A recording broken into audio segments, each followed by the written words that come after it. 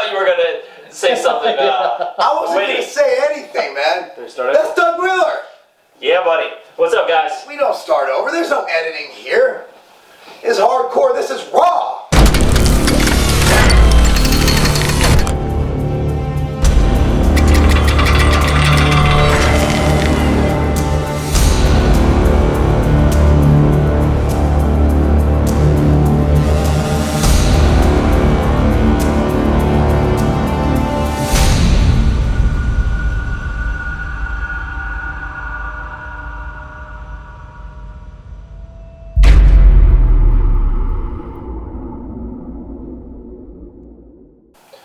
Yo, what's up? Can I get a boom? Boom! I think we needed a boom. Alright, so I'm real excited about this episode of Ask the Boss. This is episode number 14, 15, something like that. Anyways, what better person to join us for Ask the Boss than the boss himself, Mr. Marc Lobliner. He's CEO, you probably don't need an introduction, but CEO of MTS Nutrition, CMO of Tiger Fitness. So you guys sent in a lot of good questions that we're going to cover today, so let's get right to it. This is actually a good question because we can't give specific advice to youngsters because, well, they're minors and Doug's not allowed within 1,000 feet of elementary schools due to some past problems.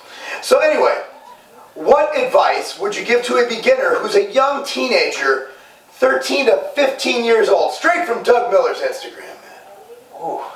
13 to 15. 13 to 15.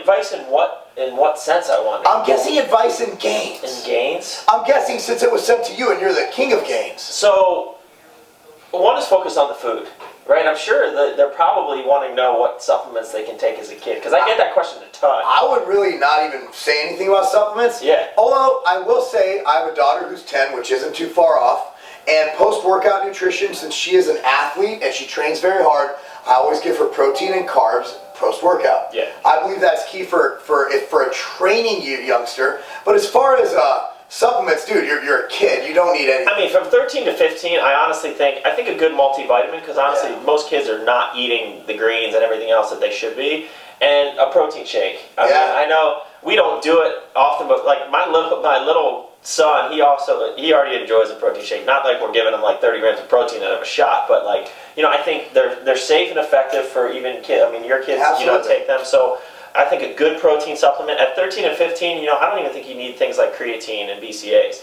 I think once you become a little bit further along in high school, you're talking like, junior, 16, sophomore, junior, senior year. I think creatine monohydrate, I think a BCAA, but beyond that, it's food.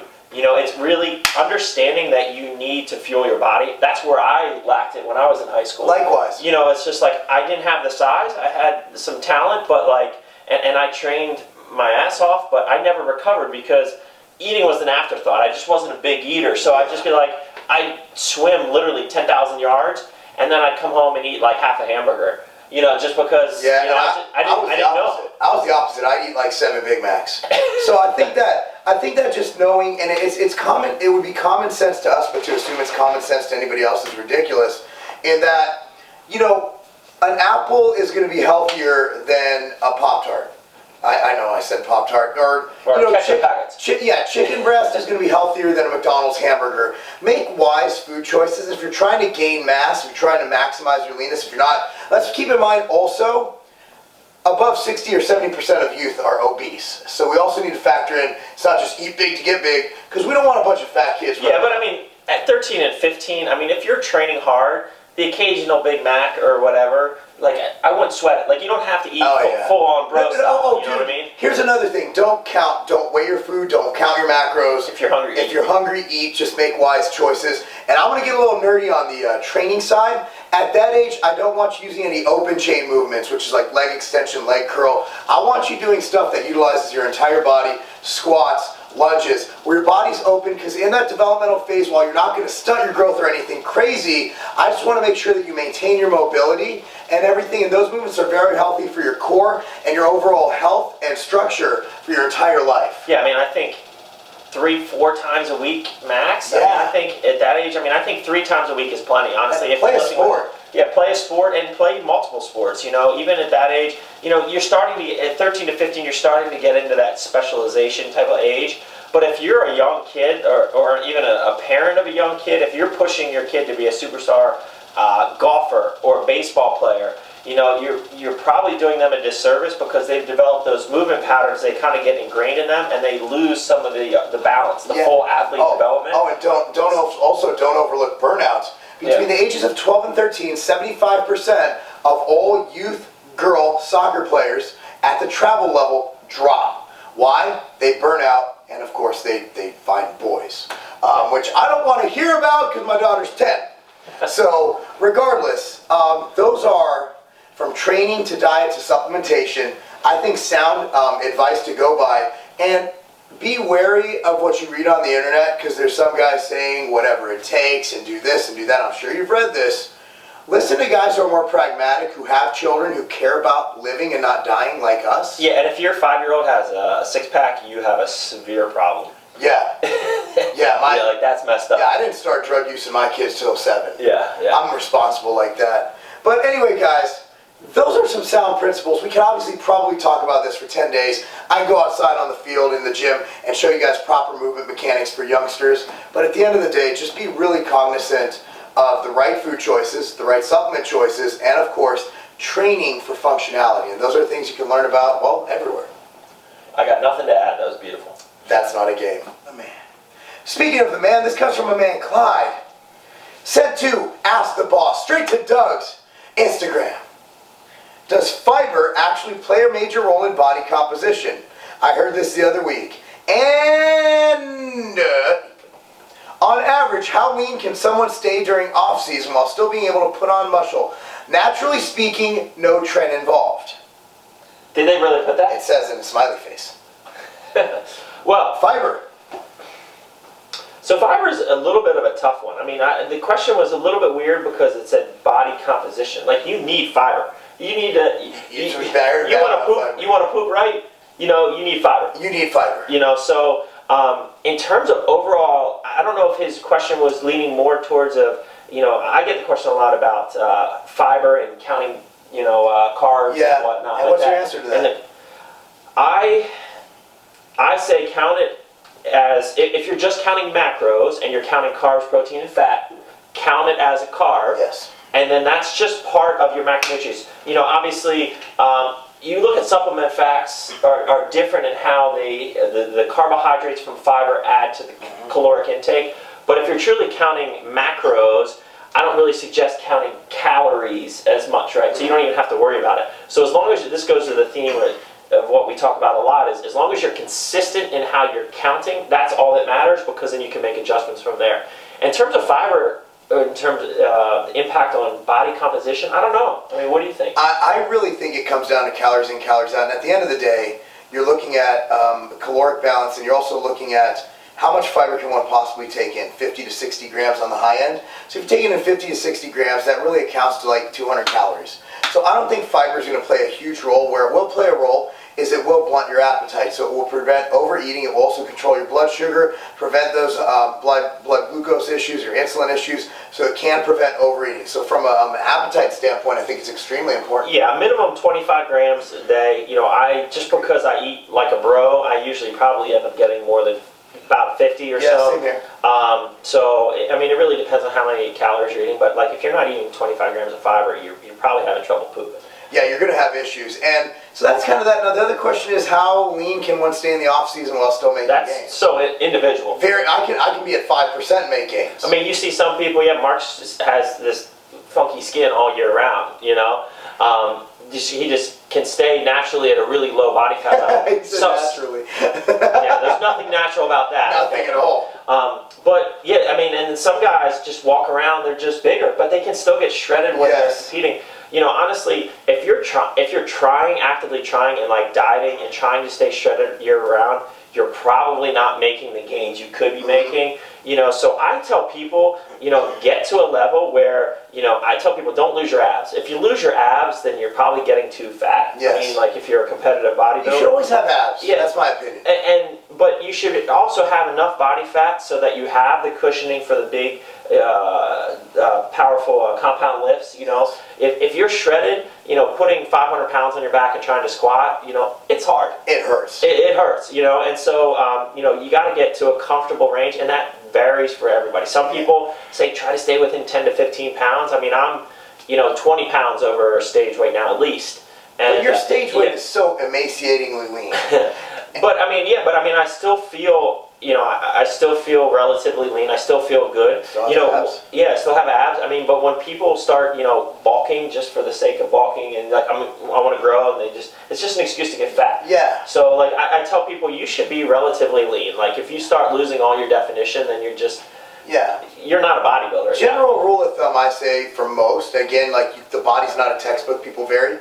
8 to 15% from what I've seen. 8%, you're lean, you have abs, you might even have intercostals, you might even have shredded glutes. At 8%, I still have glutes in. Yeah, I mean, 15% is when things start blurring. 15% is at that border for most people. Some people can have abs. I've seen people have abs at 20%, some powerlifter guys. But generally speaking, 15 is when shit starts to get sloppy. Yeah. So that's that. So that's your question. Fiber, again, it does play a role in body composition, but not that major of a role, and I think it's mostly from appetite suppression. And just be consistent in how you track it. Whether you count it as a carbohydrate, you don't. I recommend counting it as a carb in your macronutrients when you're counting things up. But yeah, just be consistent with it. This comes from Adam and Neth. What's your opinion on utilizing drop sets, failure sets, 20 plus rep sets? How would you still keep intensity high during a prep versus a bulk? Does lifting intensity or style change? Let's start with the first one, which is drop sets, advanced sets. What's our opinion on advanced training techniques like drop sets, failure sets, 20 rep sets? I love it. Yeah, Love it. All right, next question. Yep, good. All right. They're very good, dude. Anytime you can throw your body a new stimulus for overload, whether it's reps, weight, volume, hell, that's how you make gains. Yeah, I mean, I'm constantly trying to challenge myself in the gym. So, like, if I'm, I do a lot of 20 rep set training. So if it's not 20 rep sets, it might be a superset picking opposing body parts or the same body part. Drop sets, I usually do at least, you know, one drop set on, you know, per body part. Usually I'm doing multiple drop sets for different, you know, different exercises for a body part. So I'm a big believer in that. I think it's just, like you said, an extra way to overload the muscle. So be creative in that. There's other techniques too. FST7, there's X reps, there's all this so stuff, many different like crazy stuff. Yeah. So whatever's going to find a new way to challenge yourself, I say try it, throw it in there. Absolutely. I don't see anything wrong with it, of course. And you know, if it's going to, you know, stimulate or hit some extra fibers in there, you know, go for it. So let's say, how would you keep intensity this high during a prep versus a bulk? Does lifting intensity or style change? Prep's so mental. Like, yeah. I'll tell you what. Like, I was ready literally 12 weeks out for the Mr. Universe, and I can't do it because we're opening up Vegas location. And well, we can talk about that in another video. Basically, you got to prioritize things in life, and if something's going to completely wreck your life, your marriage, your kids, and everything around you, and prevent you from attaining your other goals in life, yeah, well, you can't. You won't go half-ass at the prep, so you had to make that decision. So here's the thing: when you're in prep, which I was just really shredded and all that stuff, right? Like, does lifting style change? My opinion is your training, you keep it as close to what got you to the promised land to what's going to get you to the promised land. If you train super hard, super heavy, and that's your stimulus, that's what got you all this muscle, and you suddenly stop, or I know it's going to be hard. Your body's like, I don't need this. But your body's like, dude, I'm dying, I'm hungry, I want to eat. You need to literally trick yourself, like convince yourself that you can do it. And I think a lot of people who drop off in prep, I have people at 10% body fat in prep be like, my strength is going down. That's mental. Dude, you're too fat for your strength to be going down. 10%, that's when I hit the friggin' bulimia pill. You know what I mean? I'm just kidding. No, I'm just saying, at the end of the day, I think people expect to get weaker during a cut. And yeah, okay, when you're under 6%, it's going to happen. But at the end of the day, you want to keep shit as consistent as possible with training. I like when people ask, what's the best training for cutting? What's the best training for dieting? And you're like, well, honestly, they should be the same in my opinion. Yeah, training, the only thing that changes for me during contest prep and my clients is cardio and diet. That's right? it. The training is exactly the same. And so you will lose a little strength.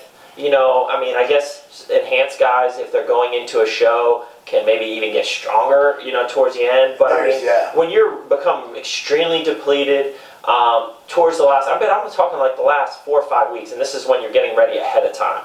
But you should not be losing your strength completely. You will lose some. I think some of the pressing usually drops off for me, but my legs and my back usually generally stay just as strong. But like you said, it is mental. Like when I'm in a contest prep and let's say I'm 8 weeks out, like daily functioning is hard outside of the gym.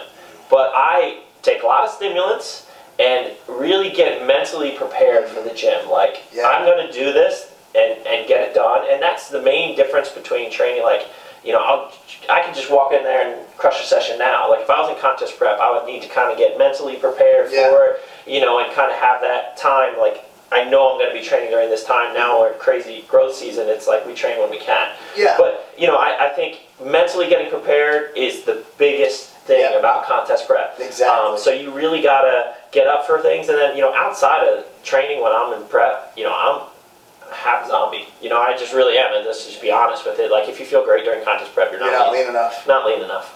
I think we're on the same page there. And that's the reason, if you notice, Doug's been training with me. I usually take about 20 to 30 minutes for movement prep and pillar prep. It's actually what I'm doing now. But what that helped me, and I'll tell you what, is we were talking today about the drive to the gym and listening to Wu-Tang on the way. It kind of gets us in the zone to train because we drove to a gym that was further away. But what I was doing is I was doing my warm-ups, my foam rolling, my pin rolling, all that. And after I was done with that, I'd literally take and it was kind of foam rolling, but not. And I just lay there on the foam roller with it across my lower back, which is where I have a lot of scar tissue. Just from years of training, and I would just sit there and think of the session ahead and map it out, and literally, you remember that Saturday Night Live skit, I'm good enough, I'm smart enough, and doggone it, people like me? I'd literally say over and over in my head, and I know this is violating your trademark, but I really would say this in my head, it's like, I'm going to crush this workout, I'm going to crush this workout, and you have to convince yourself you're going to do it. But the goal of training for a prep is not to change your training, because that's the stimulus your body needs to maintain that muscle that you gained training like that in the growth season. Absolutely. Speaking of core nutritionals. Yes, sir. These questions are yours. So we're going to answer them regardless of if it makes us seem like shills, because this is a question I would have myself if I was a customer. Obviously know what these are because I've tried them and they're both awesome. And I'm a big fan of Core Fury. You guys know the only day I can't use it is leg day because it gets me too pumped up that I literally I get too excited. I hear you. But I love Core Fury. And if I do use it on leg day, I'll use half a scoop with something like a core pump. Yep. To bring the stims down a little bit, because leg day, you get me too excited, man. Well, also, if you have too much stimulant, if you just take too much caffeine all at once, even if you're not training, you can get that little out of breath. And you throw squats in there? You throw heavy, like high rep squats in there, and sometimes it is too much. So, but I'll tell you what is going to be, this is from Nappy511, my favorite name, Nappy511. What is going to be the main difference in Core Fury and Core Zap? What's going to make it high skim compared to the Fury? High skim? High stim. Skim milk. So, Core Zap, this is a new pre-workout that we're coming out with. So it is definitely different than Core Fury. So soon to be on TigerFitness.com. Exactly, especially this is a tiger's blood flavor, so very appropriate. That's right, very. So it's coming out in 2 flavors, cherry limeade and tiger's blood. We worked very hard on the flavoring because some of the ingredients and the stimulants that are in here, they are just nasty. Want to get that? We can just answer that during the video. Oh, my wife's trying to FaceTime with me. I wish you could FaceTime on this video. That'd be nice. Want me to explain it to her? I'll have Katie call her. Maybe they can talk instead. I'll FaceTime her in a minute. So, Core Zap. This is our high stim pre-workout. So Core Fury is our full performance and stimulant pre-workout. So it's got your performance and pump aspect, 5 grams of creatine, 3 grams of citrulline, 2.5 grams of betaine, a gram of agmatine. So you're getting pump and performance, and then also your caffeine, your sustained release, pure energy. It's an all-around pre-workout, pump and performance. Core Zap, we used to have this product back in the day. It was actually a DMAA product, and it was designed to be a focus and stimulant pre-workout. there isn't the performance aspect or the pump aspect of this. There's no creatine, there's no pump product. This is truly a focus and a stimulant pre-workout. So it has it's high stim. It's about 400 mg of caffeine plus other stimulants on top of it. We're finding that the market is starting to tolerate even higher stims and actually demanding higher stim products. The nice thing about this is it's a super euphoric high stim. We took it today. Yeah, it felt great. So it's not like it's going to stim you out and make you feel just cracked out of your mind. There's different types of stimulants in here that kind of give you more of that pure focus and euphoria. May I chime in? Now, if you're worried about the pump aspect, there is Core Pump. So what we did is we took this stacked with Core Pump. So that addressed the whole pump issue, the whole issue with not having those added ingredients. So that way, let's say you're during the day and you just want to, honestly, I do this, I ain't gonna lie, instead of a cup of coffee, which does nothing for me, I just want something to help with mental stimulus and also energy, I'm gonna take some of that, right? Yeah, I mean, even, so this has a couple of the ingredients in here besides caffeine. CDP choline, which is an amazing ingredient. Amazing. At a very high dose. It's got teacrine in it, which is also an awesome product. I mean, you throw a half a scoop of this in, you know, during the middle of the day, it's a great kind of re-energizer, afternoon pick-me-up, focus type product. It'll be great for pre-workout. You want to start pumping it. Yeah, throw the pump in there, and like you're gonna have a full pre-workout. It's gonna be awesome. It's gonna be tight. So anyway, I mean that's pretty much what I see as the difference. Is that Core Fury? I mean, if you look at a full dose, and we always talk about this, like here's your ingredients, like calling them out because they're fully dosed, and it's still gonna give you a hell of a lot of energy. But if you want something with some edgy shit, I mean, teacrine's newer. CDP choline, for me as a formulator, it used to be extremely cost prohibitive to use. It's still expensive, but it has come down a little bit where you can use it, and especially at one of my favorite single ingredients. Yeah, it's awesome. Yeah. CDP choline is great. So that's that. It'll be available on Tiger Fitness soon. Hoping, let's say 12 weeks to be conservative. But I'm going to post the link down below for Core Nutritionals page. So that way, if you're watching this 12 weeks from now, just click that bitch and buy it. That's not a game.